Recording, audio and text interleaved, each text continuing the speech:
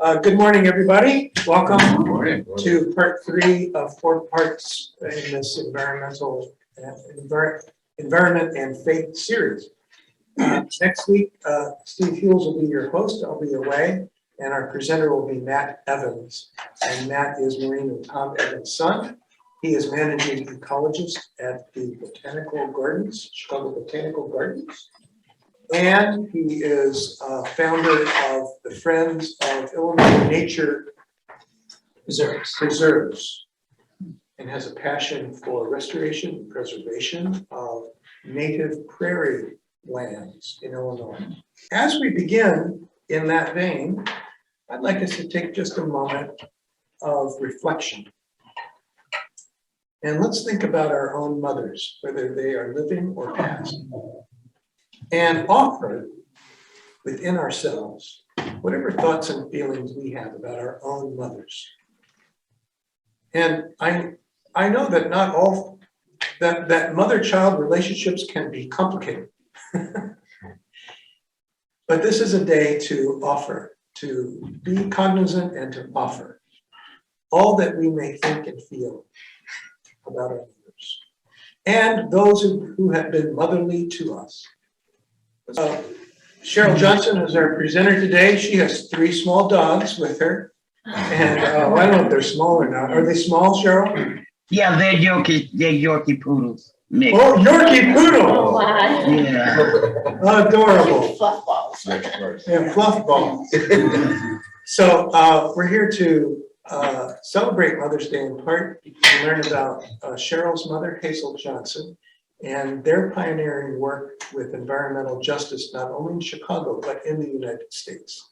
I mean, we're really honored in Chicago to be the place of the birth of the modern environmental justice movement by Cheryl's late mother, Hazel, at Untitled Gardens. And Cheryl's going to share a lot more about that. Let me read a little bit about Cheryl. Cheryl Johnson is a longtime resident of Untitled Gardens, a public housing development located on the far south side of Chicago. It's like 130 something, right? 130th Street to 134th Street. Okay, that is way down there. For some reason, she wanted to be on Zoom today, not in person. No, we understand, and it's good. Cheryl is the mother of 2, grandmother of 1. Ms. Johnson is the daughter of the late Hazel Johnson, mother of environmental justice, who founded People for Community Recovery over 40 years ago. Cheryl has now taken the reign to continue the fight for environmental justice and equality in Chicago. Cheryl has been with PCR for the past 36 years as an administrative assistant to project manager and is now the executive director of PCR. Like her mom, Ms. Johnson is a strong advocate on urban environmental pollution and its negative impacts on human health. She believes that climate change is real. No. Like her mother stated 2 decades ago, that if America does not change its practices of damaging our ozone layer and emitting toxins into our air, we will see a change in our weather patterns, her mother said 20 years ago. Well, today, her statement is true, and we call it climate change. Ms. Johnson holds many certificates that are environmentally related to assist her in educating the community. Ms. Johnson has co-written several journal articles on environmental health and risk factors. She's a passionate speaker about environmental justice and the injustices associated with it. Ms. Johnson belongs to several organizations that address environment, health, housing, and safety issues. In 2012, former Governor Pat Quinn appointed Ms. Johnson as one of the 12 members of the Illinois Environmental Justice Commission. And in 2017, she became a member of the National Environmental Justice Council of the United States, EPA. Ms. Johnson has received several awards and recognitions for the work she has done on the environment and housing-related issues.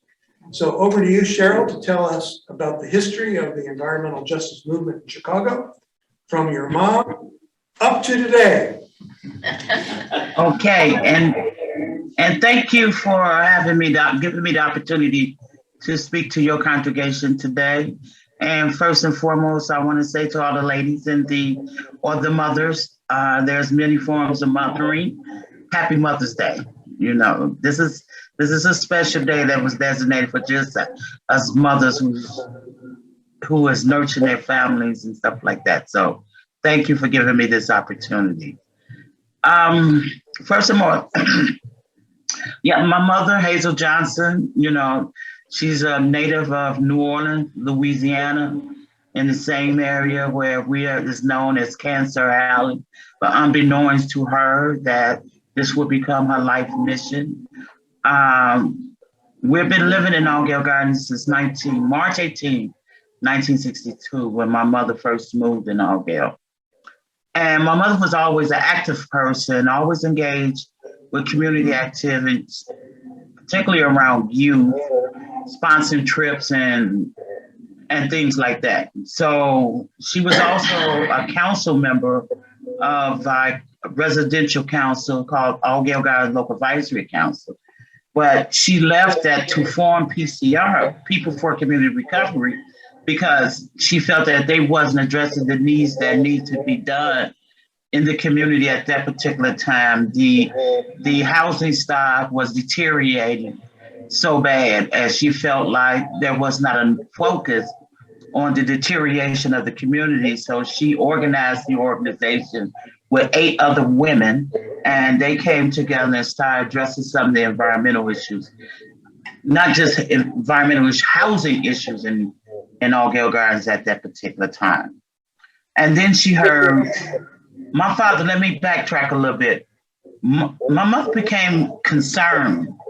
My father passed from lung cancer in 1969, and it was more like a progressive cancer because he was diagnosed in March, but he passed away that following June.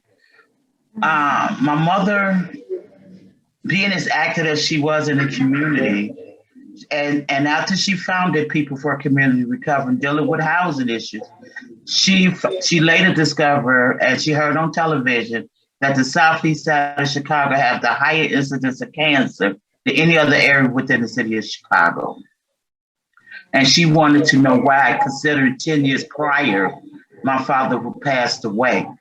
And so she started talking to the neighbors, talking about cancer. And she later discovered that a lot of people in our community were suffering or have passed or was in remission of suffering with cancer within themselves or their family members. And my mother took a real good interest to, I think she said, 2 young ladies, 2 little girls. They was between the age of 2 and 5, who also was suffering with cancer. And they didn't have one cancer, they had multiple types of cancer. And none of them lived past the age of 6 or 7. And they were so small in weight. And she was like, it's just too many people in the same neighborhood suffering from cancer. So she started doing her research. And from her own personal research, she was able to demonstrate that there are 50 documented landfills in our area, 200 leaky underground storage tanks, and over 350 hazardous waste operations and discharges in the area. So she coined our community the Toxic Donut because we're like in the center of the donut, and outside the perimeter of it is all these pollutant entities. So we have multimedia exposure because we got 19 miles of waterway, the Little Calumet River that flows to Lake Michigan, but 11 miles of it is unfit for human consumption and recreation. Because of the history, and the Little Calumet River, there's no advisory allowing people to fish at their own risk. But what the government was able to do is create a man-made lake, and it's called Flatfoot Lake. And every year they come put fresh fish in this pool of water. But the thing is, the people mindset, people enjoy fishing out of Lake Michigan, because that's a part of the community, and that's what people do. Because we have the forest reserve. We have a forest reserve that these 2 lakes is located in. So after that, she started calling around to different places because she just wondered why we live around all these hazardous facilities. And she connected with an organization called the Environmental Organization in DC, and they connected her to local activists here in Chicago. And she was able to meet with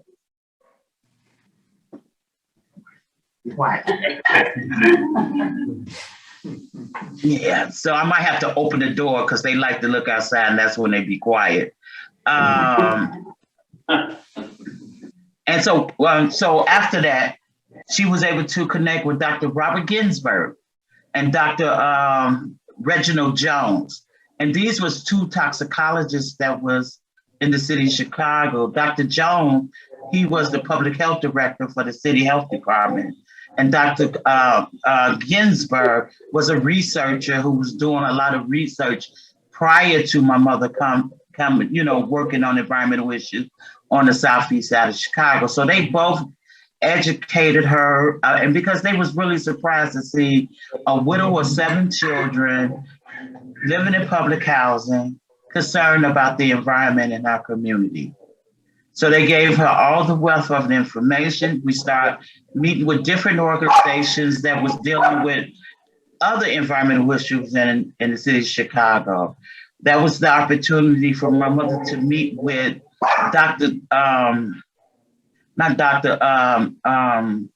from Center for Neighborhood Technology, Scott Bernstein. And she was able to meet with him and connect with him because at the time they was fighting the waste disposal practice in the city of Chicago. We was trying to get a recycling program called. And so that group formed and they changed a lot of city policies. And even right now today, for nearly 30 years, the moratorium on any landfills in the city of Chicago still exists today. From the action from the coalition building that was under the working around the waste disposal practice in the city of Chicago. My mother, she went to jail a few times, fighting, blocking the entrance of landfills in our community, where we was able to turn around 57 dump trucks within 4 hours. And after the media left, that's when the Waste Management Incorporated had my mother and 17 other people arrested. My mother, had the opportunity to help form the community to fight against lead-based paint that was in our homes. And we was able to get public housing, not only to remove lead-based paint out of public housing, but also create a report card that they would have to distribute to the community and let them know where the lead-based paint risks are located in their apartment. And later on, but the very first environmental victory that became recognized is the one that she fought against the asbestos removal in our community. The fibers that we was using as installation of asbestos was peeling in our apartments, which most asbestos is airborne. So we was able to get the CHA, Chicago Housing Authority, to remove the asbestos. Now I have to, my mother, she speak to truth. And one of the biggest factor that doing this organizing thing, she had the opportunity to work with Barack Obama. And she introduced him to our community, where many of the community was working with him. Now, at that particular time, there's in his book that he said that's where he got his real community organizing experience, and he helped to remove the asbestos from our apartment. That wasn't so true, but it's so significant because he helped the first very victory fight that he helped us with is getting the expansion of a library in Allgale Gardens. And also he helped fight for the removal of angel hair installation that was in our attic that was just as worse as asbestos too. When you look at them, they both are airborne, but the angel hair fiberglass that was in the attic was more detrimental to to the kids in the community, because that's what in the attic, that's where we stored our bikes. And the youngest one had to go be pushed up there. And when we come out, we itching for days, for months, because of the fiberglass. That was the worst. That was a direct impact and opposed to some of the things that he talked about in organizing around asbestos removal in Allgale. So I have to clarify that's the best way I can put it. But that's what my mother's truth to the assistance that he really provided for our community. So, so when you look at the history, we was founded in 1979, June 25th, 1979. And we came incorporated as a nonprofit organization October 25th, 1982. And I have to give praises to the Center for Neighborhood Technology, because they was the very first organization that helped us create a proposal to get funding. And that's how our organization got started. Because the environmental issues during the period of time that my mother started was so resistant to change at that particular time.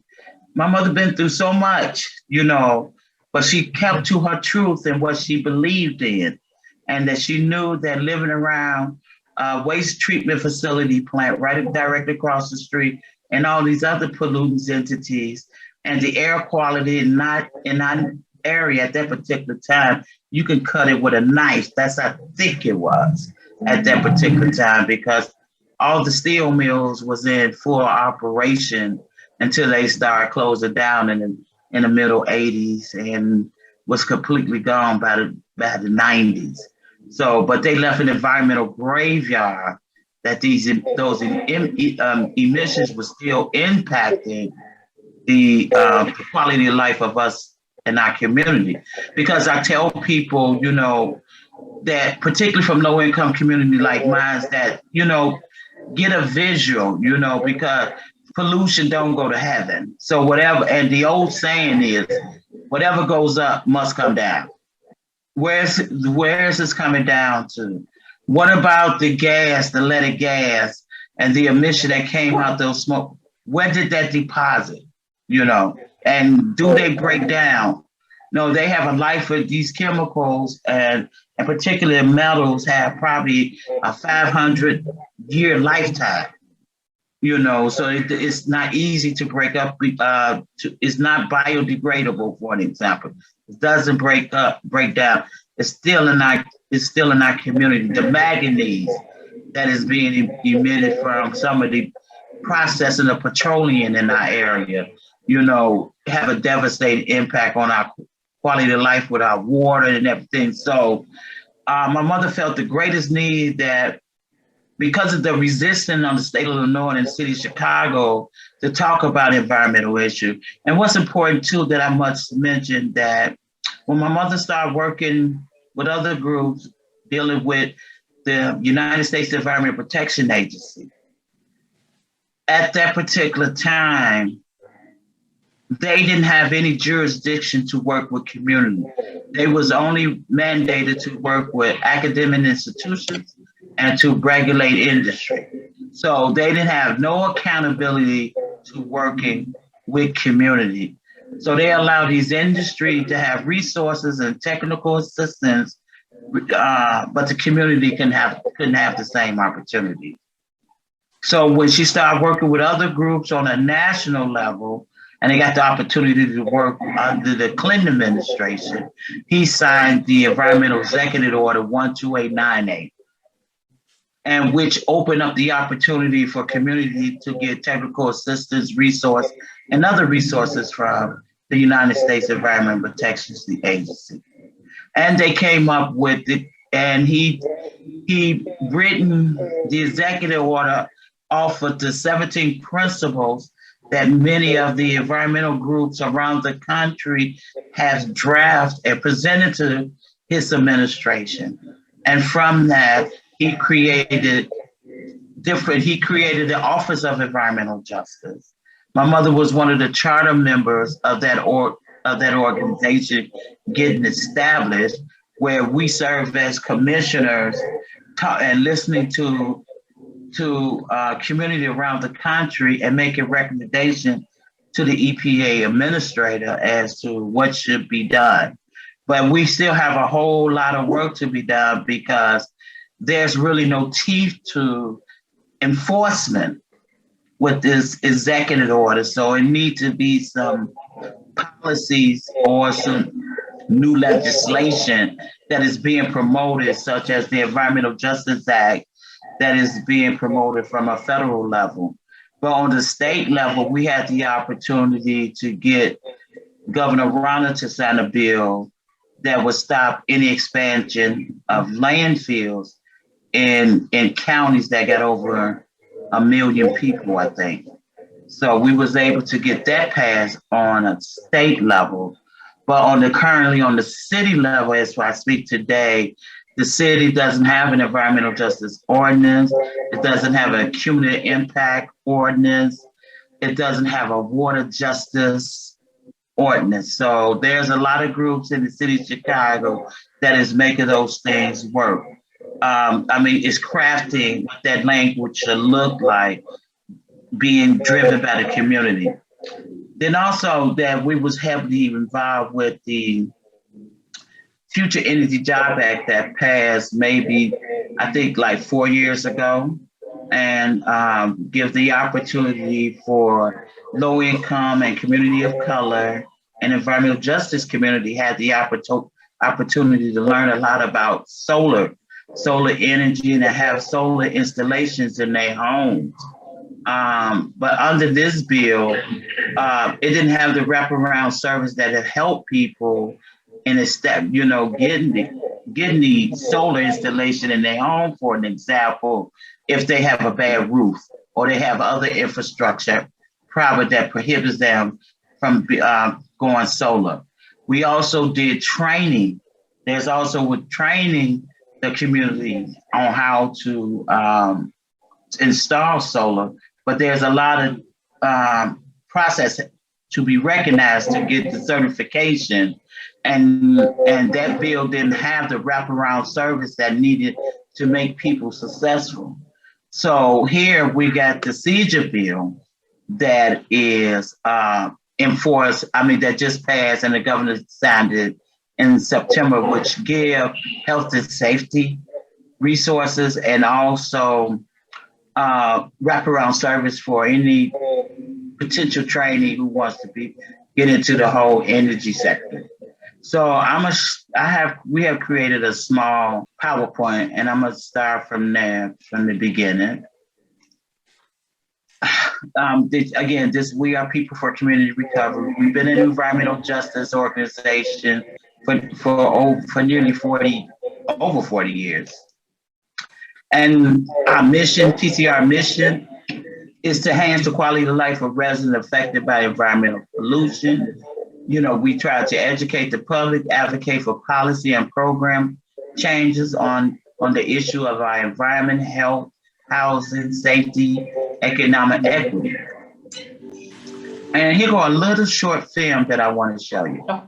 Hazel Johnson was born on January 25th, 1935 in New Orleans, Louisiana. She met her husband, John Johnson, in her late teens, and the newlyweds moved to Chicago in 1955. It's there she got involved with grassroots activism. She and John moved their family to Allgale Gardens in 1962, but their wonderful life took a turn in 1969 when John was diagnosed with lung cancer and died weeks later at the age of 41. Hazel later heard from neighbors about others experiencing cancer and lung issues like asthma, and of mothers in the neighborhood with high rates of miscarriages or delivering babies with birth defects. She discovered her community had the region's highest cancer rate and began investigating environmental conditions surrounding the neighborhood. Armed with the knowledge of the health issue related to the environment and determined to act, she shifted focus to address environmental hazards surrounding her community, which she coined the toxic donut. In 1982, People for Community Recovery, officially incorporated as a not-for-profit organization and wedged the environmental justice war on multiple fronts. In 1991, Hazel spoke powerfully about her community's struggle with environmental racism at the first National People of Color Leadership Summit in Washington, D.C. It's there she helped work to create the 17 Principles of Environmental Justice, a guidepost still used today. She emerged as a national leader and was christened the Mother of Environmental Justice Movement. In 1994, Hazel was invited to the White House to witness the signing of Executive Order 12898, federal action to address environmental justice in minority populations and low-income populations. Later, President Clinton honored PCI as one of the country's top 100 environmental groups. On January 12, 2011, Hazel died as a result of congestive heart failure. In 2015, the Illinois General Assembly designated 130th Street Hazel Johnson EJ Way to commemorate the legacy of the Mother of Environmental Justice. Hazel's work continues today through People for Community Recovery, and her legacy lives on in the community-led environmental justice struggles across the country. So for us to continue my mother's legacy, we work on environmental justice issues, we work on health equity issues, we work on jobs and community-led development, just like I was just talking about, for an example, with the solar installation on people, homes, and apartments.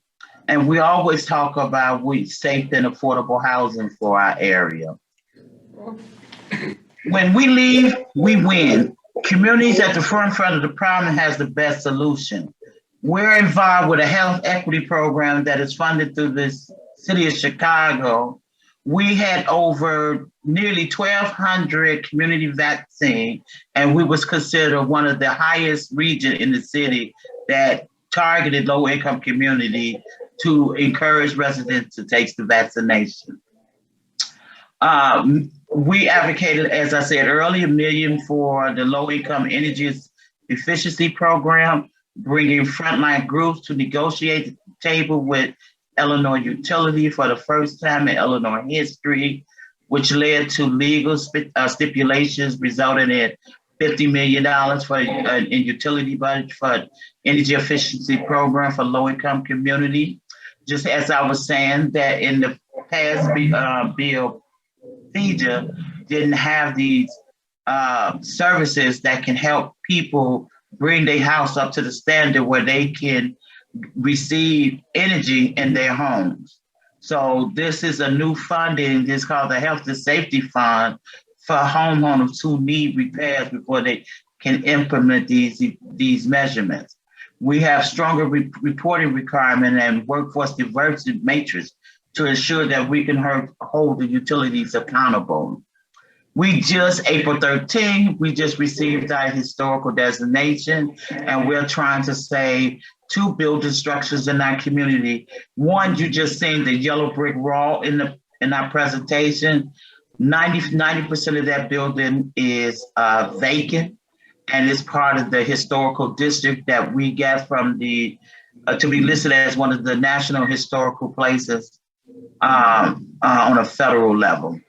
So it gives us the opportunity to be able to revitalize that area and to bring back a grocery store, because we currently are a huge desert area because we don't have a grocery store. Now with the historical building, C building is one of the first school buildings that was ever built in Allgale Gardens in 1944. And it's been vacant for nearly 40 years. And it was saved under this historical designation.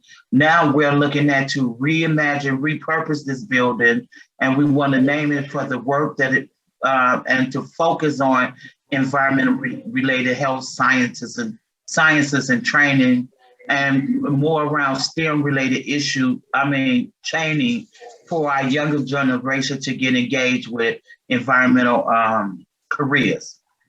So we hope that we can raise the fund that is needed to renovate this building. We hope to be able to create a cafe within this building, little coffee shop that where we can congregate and talk. We also looking at, pre-apprentice program in the trade industry to, for some of our 17-year-old who about to graduate out of high school, or even targeting some of our dropout students to get some kind of skill set so they can be able to participate in this whole infrastructure redevelopment that's currently being advocated nationwide, but to get them to focus, to get them prepared to help us to revitalize the C building. So we're hoping just to have this kind of pre-apprentice program while we're doing on hands at the same time and transition those type of training into the C building. We also want to have space within this to create an environmental justice museum, telling it about the history of our area, because we also have a designation and the only community in the city of Chicago to have the national recognition for being a part of the Underground Railroad in our area. So that's signage is going up in those areas. Also, we are creating, in partnership with other organizations, taking the lead for an example, Open Lands is creating an African-American water trail along the riverbanks and from Chicago all the way to Robbinsdale, Illinois, telling the history of many of the people in this area that did significant things back in when they was alive. So all those type of development will really only enhance our area, and the major biggest redevelopment is happening in our area is that they're doing an extension. The Chicago Transit Authority is creating an extension all the way to 130th Street, and that's right inside the outskirts around my community. So we also looking at the gold standard clean energy legislation, which is the climate, as I was talking about, the Climate and the Equitable Job Act. And with Transit Illinois to 100% clean energy, right, prioritize just transitions and jobs for the frontline community. This is a historical legislation that was created by the community all across the state and passed with our support. Yes. Just a second. I found a picture of the C building online. Anyone who has a cell phone, it's a very handsome building. Yes. And, yes. It just looks like it deserves preservation, right? Especially for the very good purposes that you had in mind. But see, and the challenge is that's why we have to create it, because public housing, having this designation gives tax incentives from a state and a federal level. So it will hopefully attract some developers to help us with the commercial strip. But with the C building, we have to be creative in a way that we can be, because it's a public school building, it makes it ineligible for those tax incentives. So that's why we looked at creating a little small cafe room and an environmental justice museum, just so that we can create a revenue to sustain, to draw those tax incentives. So here, these are some of the environmental justice organizations that we work with and in partnership. We work with Live Village Environmental Justice Organization, Neighbors for Environmental Justice within the Pilsen area. We work with Blacks and Greens in the Woodline area. And we work, I clicked too fast, sorry about that. And we work with Southeast Environmental Task Force, who works on located in the Southeast Chicago area. So those are some of the groups that we work for. And these are some of the current issues that we are taking action on now. We have support legislations. The Congressman Bobby Rush, even though he's retiring, he had introduced 3 bills to recognize the work of my mother. One is a commemorative stamp that will be placed in the African American Museum in DC. Second, it would create a postal stamp that, commemorate her work. And also and the third one was to make the month of April the Hazel Johnson EJ month. And we just got word about a week ago that our Congressman, Robin Kelly, she's going to rename our Riverdale postal office in honor of my mom's name. So those are some of the federal legislation that's been pending, and we got petitions for this legislation to happen outside of the one that I just talked about with Congressman Robin Kelly. We're advocating, we're trying to promote in our low income community to go solar because it's so important, because you'd be surprised how many people energy burden is off the roof, because we used to be a CETA site for the low income energy assistance program, where we sign up folks for the state, this federal funding to help them with their gas and light bill, and you'll be amazed. And that's why it's so important for them to go solar, because now in the solar aspect, we're talking about energy efficiency. So that means making people homes a much sealed opportunity so they can accept solar in their house, for an example, because what the legislators didn't realize, and the policy and who created this legislation, if you're going to target low-income community, you must recognize there's going to be challenges with the structural challenge with many of our homes. That's why we have these big, huge bills, because we'll lose a lot of energy than what we retain in our community, in our homes, because of infrastructure. We cannot get a brand new roof. I may not be able to have the money to rewire my house. I may not have money to put more installations around my windows and doors. So those things are critical in reducing the energy burden, because a lot of people, especially particularly in the wintertime, is that we lose a lot because of these infrastructure problems. And then with electricity, we may be doing an overload that many of the communities don't even recognize that they're doing, is plugging up and not removing just basic charges can run your bill up. Teaching folks how to monitor their how much energy they use in their house, how much therms they use, and how much kilowatts they using in their house, and to monitor and see is ways that we can help them to reduce their burdens, because we was never educated to that point. We just was users and not informed users. So those are some of the things that we advocate within the solar. So, one of the things that the biggest challenge for us is the resources to do the things that we have, because just like we've been doing this stuff for 40 years, we've been doing environmental work for 40 years. And our offices we only got 3 full-time and 4 part-time. And we're in an 850 square foot unit apartment that was converted for us to use as an office. So we need volunteers who have experience in redevelopment, structural buildings, and along with the preservation that's going to be required on the external side of the building.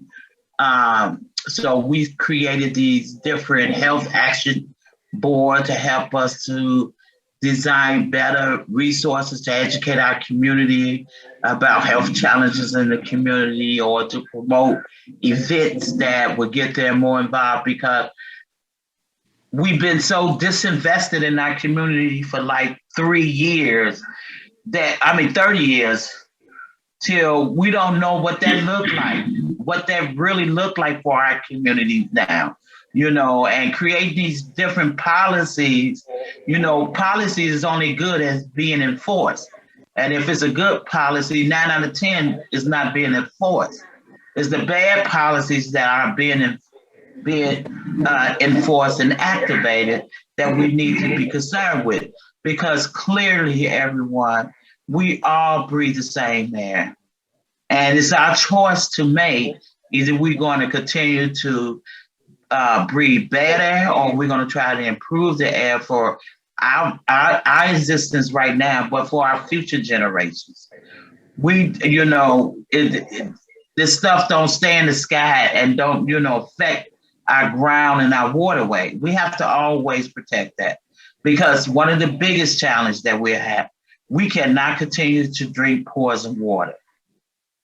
We have to try to keep our water as clean to the best ability as we can, because that's, we all have a need and a dependence for good quality water.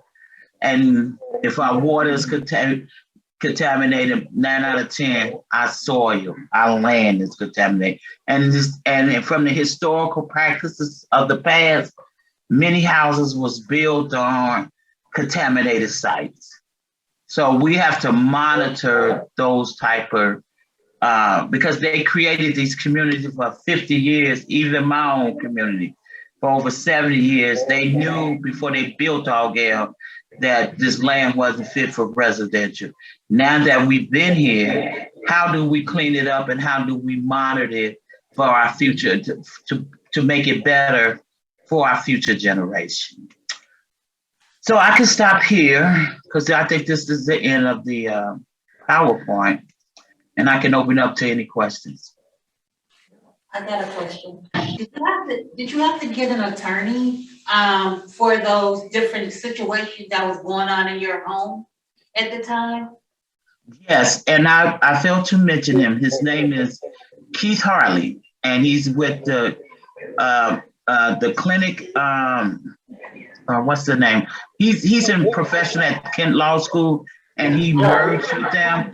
And Kurt, if it wasn't for Keith doing this environmental law work for over 30 years, Illinois and Chicago will be way behind than where we are today. Because I'm talking about Chicago Legal Clinic, but they changed it to Legal Clinic of Chicago or something like that. That's the name of the group, and his name is Keith Harley. He's a phenomenal attorney, and now he engaged Kent Law students he teaches environmental law, and he also engaged them in working with communities around legal matters. He's also the representative, and he was the legal representation for the General Iron litigation that stopped them from operating with the city of Chicago, because that was a classical example of what environmental racism really looked like, because that was an area in Lincoln Park that this facility was operating that relocated to the south side of Chicago. Knowing Cheryl, sorry, some of us know Keith Harley. He was a speaker here in this series, I think last year. Last year was just a year ago. Last spring. Mm-hmm. Yeah, okay. So Mentioned your mother prominently. I think he did. Right. So did Brooks Burnt from the National United Church of Christ. He was one of our speakers, and he mentioned your mother too. So we thought we put that in the back of our mind, like, well, we need to have Cheryl come and talk about it. Right. And that's when the famous report came out from the University of Christ, where they documented that most communities around the country bear the most burden for waste operations and hazardous waste sites. And that's how that whole movement got started for environmental justice. Yeah, the United Church of Christ issued that report early in the 80s, one of the first reports to really put a light on environmental justice, exactly as you're describing today. Speaking of houses of worship, Mosques, synagogues, and churches. What's the role of houses of worship in your work?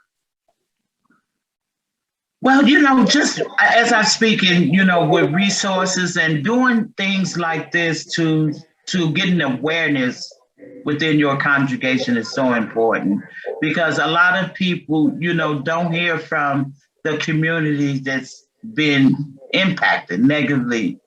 And our voices matter in this whole conversation because it's been one of the missing elements for many, many years where you never hear a voice from the community speak up and speak out about their community, but want to also be engaged in the revitalization of our community. We recognize the exploitation that has been happening over the years and the disinvestment in our community. But we have to change those factors because as a result of what's happening here in the city of Chicago, to make an intersectionality connection, for an example, is the fact that the city of Chicago demolished over 30,000 affordable housing, which was public housing as we would speak today, affordable housing, and the displacement of those people all around the country. Secondly, they closed 150 schools, and where even in my community, our home-based school, we on 130th, but our home-based school is on 112th Street. And our kids have to catch 2 buses and walk 4 blocks just to get to their home-based school because they privatized our school with the military, for an example. You close down the public health and the mental clinics in the city of Chicago and then do no replacement. So this is the negative output as a result of all this. We're experiencing the violence in the city of Chicago. No one is making those. No one is talking about those intersectional systemic problems that created what we experience today. Because those public housing that they tore down, it made it hard for them to come back to their community because it became a mixed income community area with less affordable housing. All public housing would have been privatized and sold off if it wasn't from the crashing of the housing stock in 2008. What sustained housing in this country was renters and public housing. Because many, many people are lost their housing. We're going to see that crisis repeat itself again as a result when we come out of this pandemic situation. So housing is a human right, and I'm a strong advocate to make sure that we always have affordable housing for the working class community.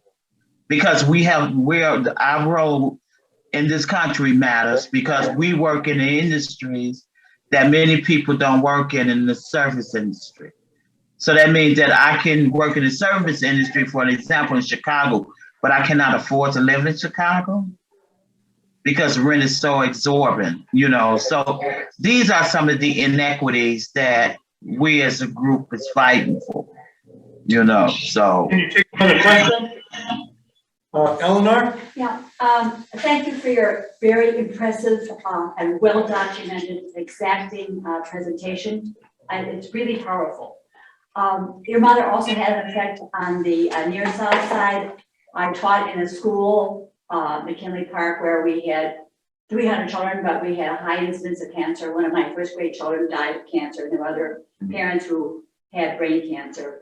Your mother, Cheryl Johnson, I think had an effect on. There was a massive waste disposal plant around 26th and Cermak Road, which they closed. It was as large as the one down near Pullman, and I don't know if you closed that one either. But where I taught in McKinley Park was right next to Bridgeport, where the Dailies lived.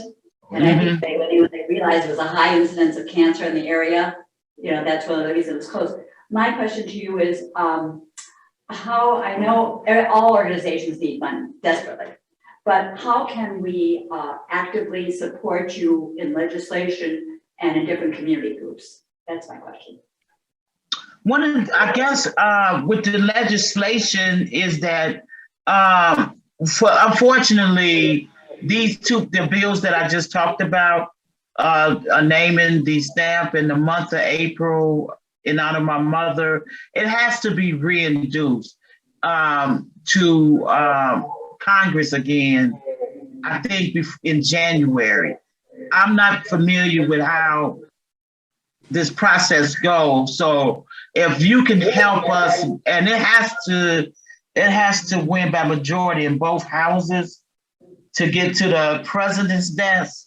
So if you can help us to build our campaign and help us to be able to publicize this, these legislation, that would be awesome. And one of the things that we're looking for within our organization, someone to help us with our communication. So if we can find anyone that got expertise in helping us to do a marketing plan, a bliss plan, just around the communication around these legislations, that's most important, because it's not just recognizing the honor, and I'm for that, because my mother, she put that sweat equity in, she put that sweat economics in, she took the abuse, she took a whole lot to get to the point of where she is, being recognized. And she's been telling people 30 years ago that we're going to come to this point where we are dealing with climate related issues. So I'm going to always fight to make sure her story will be told as the way that she would do it, to provide information and to inspire other people to work on this. So if you would like to be on our development team to help us to raise the awareness about the need of saving this historical school building, just like I said, sometimes it don't have to be the monetary resources, but just helping us think through this process of what it would look like. How can we reimagine, and who are the people that we need to get to work with to collaborate on the redevelopment of this building?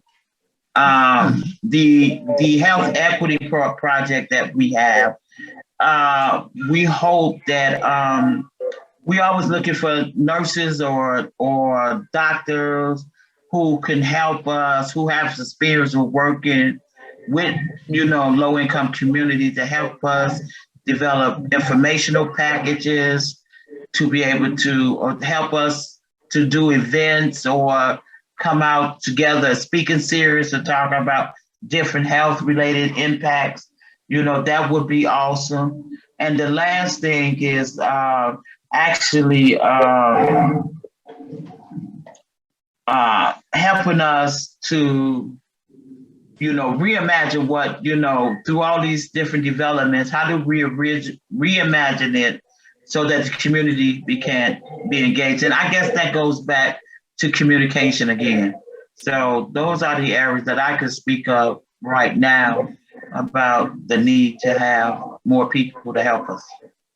Thanks, Cheryl. We've got a couple minutes. Does anyone online, Junior or Andrew, want to chime in with a comment or question? You're not just observers, you're participants. Yes, I just think you were absolutely wonderful. Thank you so much for this discussion, and how wonderful on Mother's Day to cheer your mother. Remarkable, what a remarkable woman. I wonder what has happened with the landfills and the quality of the water over the years. Well, once it but once they close, they are required to monitor for the life of the landfill. There's some movement around, like we have 50 documented landfills, for an example, but they was unregulated, majority of them, except for one of them. So one of the creative ideas they've been doing around the country, they have done, and in our area, they created a golf course, the International Port Authority Golf Course. And so many times And then you have Land and Lakes, they're looking at repurposing their landfill to grow vegetables, for an example, through hydroponics or through, not in the soil, but outside of the soil, or even hosting solar panels to produce energy on it. So those are some of the ideas that I know maybe about 20 years ago, I know Waste Management Corporate with their landfill, they wanted to repurpose to a recreational park, but that didn't fly with the community. So, but there's still opportunities to talk about, the repurposing of some of the municipal landfills that we have in our area. Now, someone talked about the incinerators in this area. Yeah, we closed down a total of 4 incinerators. 3 was operated by the city of Chicago, but now that area is used as to where they impound cars at. And the PCB incinerator that was owned by Chemical Waste Management has been dismantled, and it's another environmental graveyard that needs to be cleaned up and to promote clean energy, clean companies, greener companies to be attracted to our area. And I was just, one other thing, that you said there are no grocery stores. No grocery store. Is there any We're hope? the worst in the city of Chicago because we have to travel at least 4 miles radius in order to get a gallon of milk. That's terrible. Yeah. I'm going to jump in. We're at the end of our time. Cheryl, thank you for your work. Thank you for being with us today. And as you just said, this is a great way to spend Mother's Day, giving God thanks for the work of your mother, which you so ably continue, you and your folks there down there. Okay. This is a great. I do want to mention too that I got another granddaughter, so I'm a grandmother too. My Trinity just made 4 months old. Well, congratulations on that. And you have 2 fish and 3 dogs, so a lot of responsibilities there. Yeah. All right, well, God bless you today and all the mothers who are with us in memory or walking the earth with us.